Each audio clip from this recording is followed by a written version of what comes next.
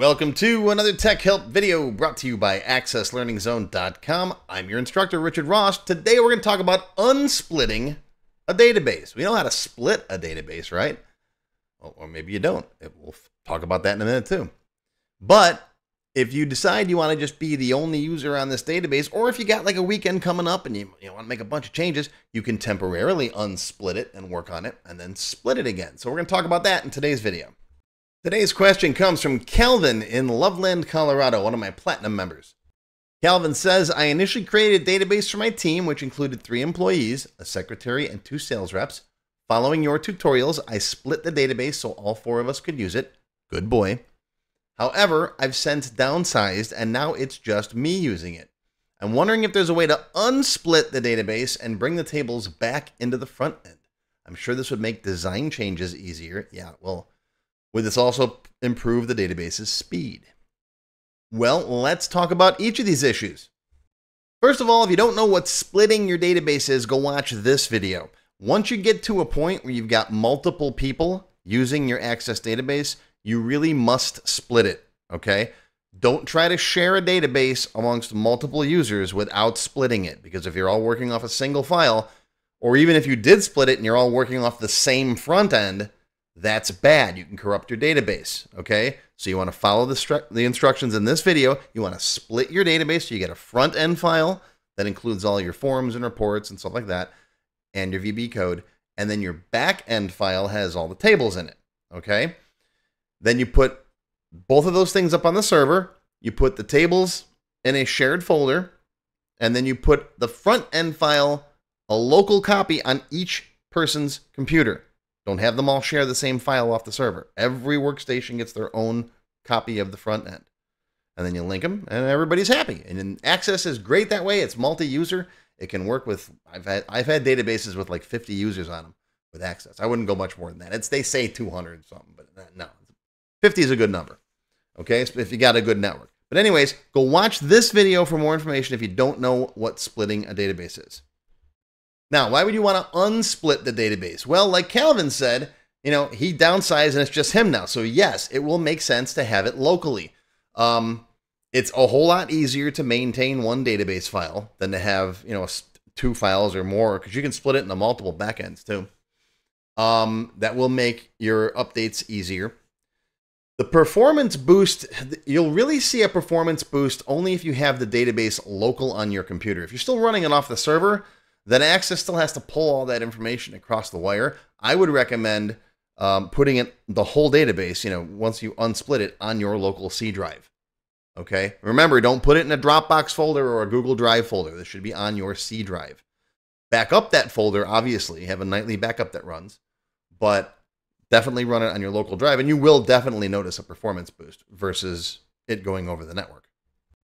Once again, and I have to stress this, only do this if you're the only user. Do not share the database this way unless you got a situation where only one of you at a time uses it, right? You log off and someone else can log on, but don't try to share the same file at the same time, okay? I'm going to show you 2 methods. There's a quick method, and then there's the preferred method where we can preserve your relationships if you got relationships set up between your tables, okay? Before we get started though, backup. Always make good backups of your data before you do any major changes. Where's my slide? There's my slide. This is oldie but a goodie. I've had this one around for years. Back up your data, right? Every night you should have a nightly backup at a minimum, okay? And yes, you can back up to a Dropbox folder or a Google Drive folder. I do. I have a nightly event that runs every night. I think it's 4 a.m. and it copies my database files to my Google Drive folder, and that is backed up to the cloud. Okay. That way, if hurricane takes the house and my laptops and my hard drives and stuff, there's a copy of it on Google's server. So, anyways, let's see how we do this. All right, so here I've got a folder on my desktop where I've got the front end and the back end. Okay.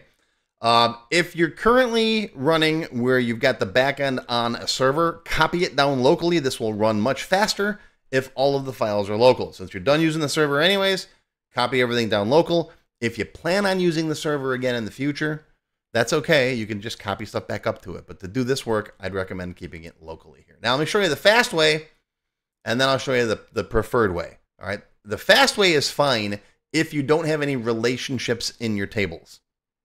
And if you don't know what that means, go watch this video. All right, so first up, we're going to open up our front-end database, and we're going to delete the linked tables in here. Don't worry, you're not actually deleting the tables, just the links to them. Hit delete, say yes, goodbye. They're gone. Okay, now I'm just going to move this guy over here. This is my front end. Keep it nice and short like that. And then we're going to open up the back end. And there's the back end with just the tables in it. So get these guys side by side. And we're going to go click, and then shift click on the last one.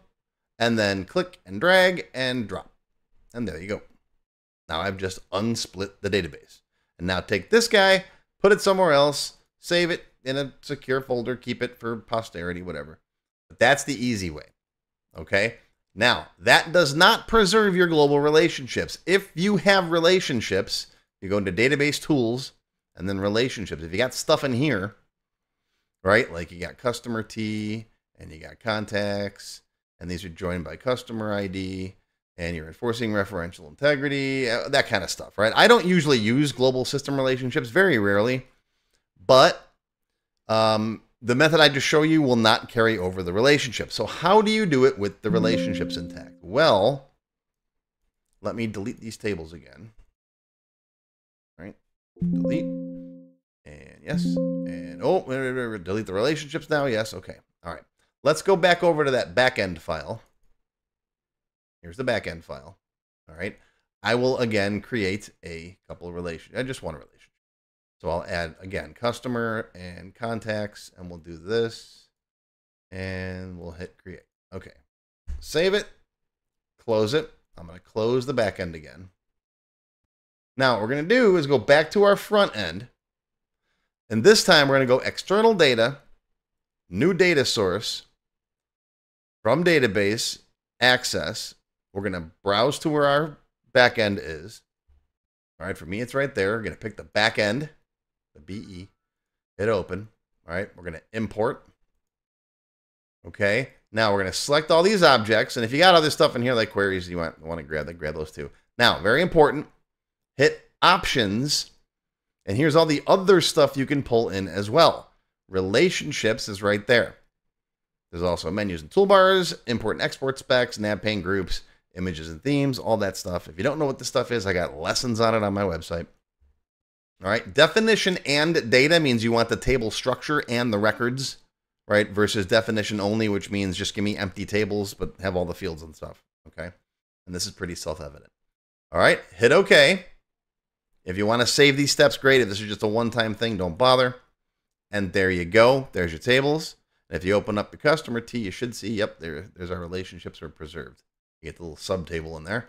And if you go up to database tools, relationships, they might not show up in the window. This is one of those things that it's always bothered me. Sammy, add that to the list. It should update the database window. You can see here that the relationship was made because we get this, right? But you might have to manually add the tables back to the relationships window. There it is, and it shows up. All right, the relationships layout on here, because you can have a whole bunch of relationships but not have them show up in this list here. That's a bit of a pain, but yeah, what are you gonna do?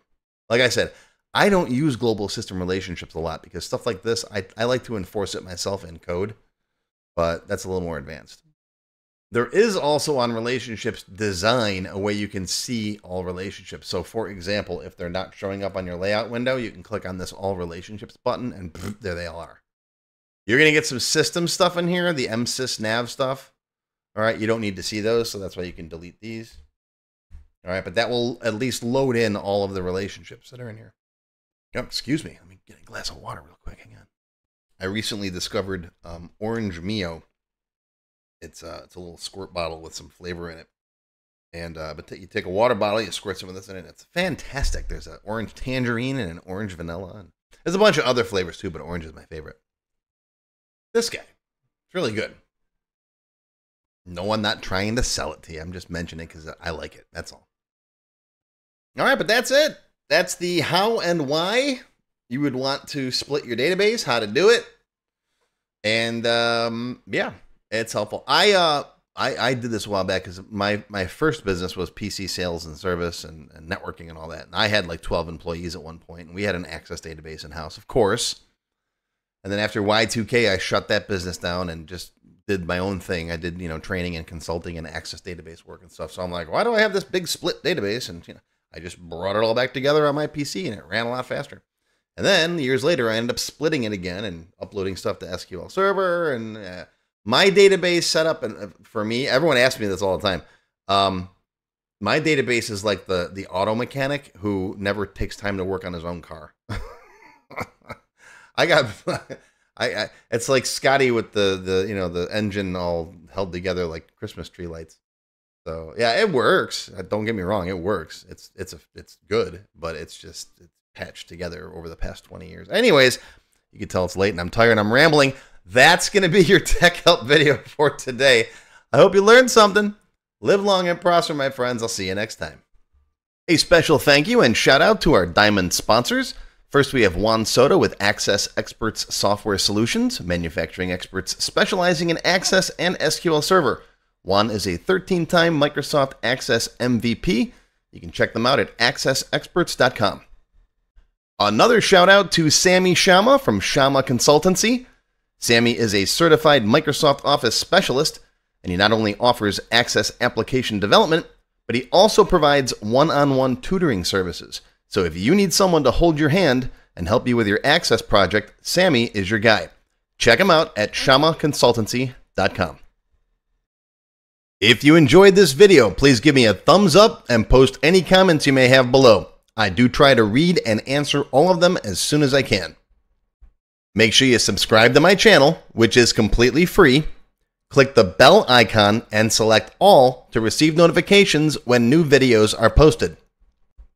Want to learn more? Click the Show More link below the video to find additional resources and links. YouTube does a pretty good job of hiding it. It's right down there. See this part of the description here, right? The name, the video's up here. There's a little Show More down there, right down the bottom.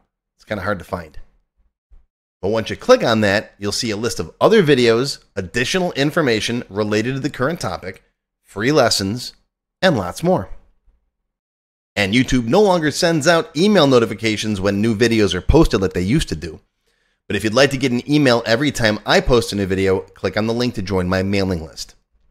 And you can pick how frequently to get emails from me, either as they happen, daily, weekly, or monthly.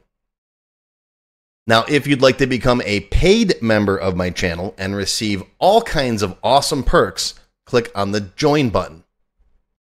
You'll see a list of all the different membership levels that are available, each with its own special perks, including my extended cut videos, access to my code vault, lots of VBA source code in there, template downloads, and lots more. I'll talk more about these perks at the end of the video. Even if you don't want to commit to becoming a paid member and you'd like to help support my work, please feel free to click on the tip jar link. Your patronage is greatly appreciated and will help keep these free videos coming. I got some puppies to feed. But don't worry, no matter what, these free tech help videos are going to keep coming.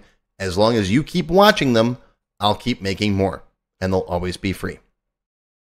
Now, if you really want to learn Access and you haven't tried my free Access Level 1 course, check it out now. It covers all the basics of Microsoft Access, including building forms, queries, reports, and more. It's over 4 hours long. You can find it on my website or on my YouTube channel. I'll put a link down below you can click on. And did I mention it's completely free? The whole thing, free, 4 hours. Go watch it.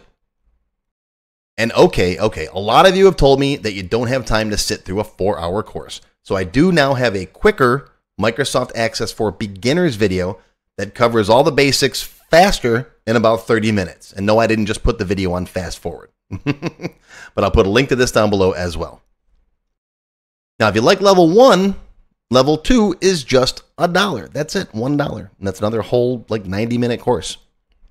Level 2 is also free for paid members of any level, including supporters. So if you're a member, go watch level 2. It's free.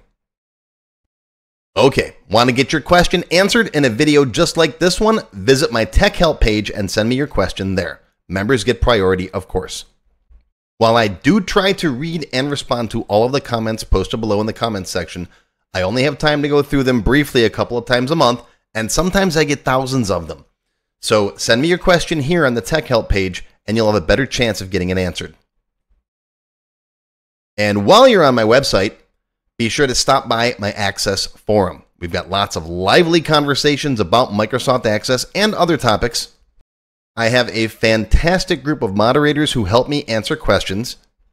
Shout out to Alex, Kevin, Scott, Adam, John, Dan, Juan, and everybody else who helps out on the site. I appreciate everything you do. I couldn't do it without you. Be sure to follow my blog, find me on Twitter, and of course on YouTube. Yeah, I'm on Facebook too, but I don't like Facebook. Don't get me started. Now, let's talk more about those member perks if you do decide to join as a paid member. There are different levels: silver, gold, platinum, and diamond. Silver members and up get access to all of my extended cut Tech Help videos, one free beginner class every month, and some other perks. Gold members get all the previous perks, plus access to download the sample databases that I build in my Tech Help videos, plus access to my code vault where I keep tons of different functions that I use, the code that I build in most of the videos. You'll also get higher priority if you do submit any Tech Help questions. Now, answers are never guaranteed, but you do go higher in the list for me to read them. And if I like your question, you got a good chance of it being answered. You'll also get one free expert level class each month after you've finished the beginner series. Platinum members get all the previous perks plus even higher priority for Tech Help questions. You get access to all of my full beginner level courses for every subject. And I cover lots of different subjects like Word, Excel, VBA, ASP, lots of different stuff, not just Access. These are the full-length courses found on my website. You get all the beginner ones. In addition, once you finish the expert classes, you get one free developer class per month. So lots of training. And finally, you can also become a Diamond sponsor. You'll have your name or your company name listed on a sponsors page that will be shown on each video as long as you're a sponsor. You'll get a shout out in the video and a link to your website or product in the text below the video and on my website. So that's it. Once again, my name is Richard Rost. Thank you for watching this video brought to you by accesslearningzone.com. I hope you enjoyed. I hope you learned something today. Live long and prosper, my friends. I'll see you again soon.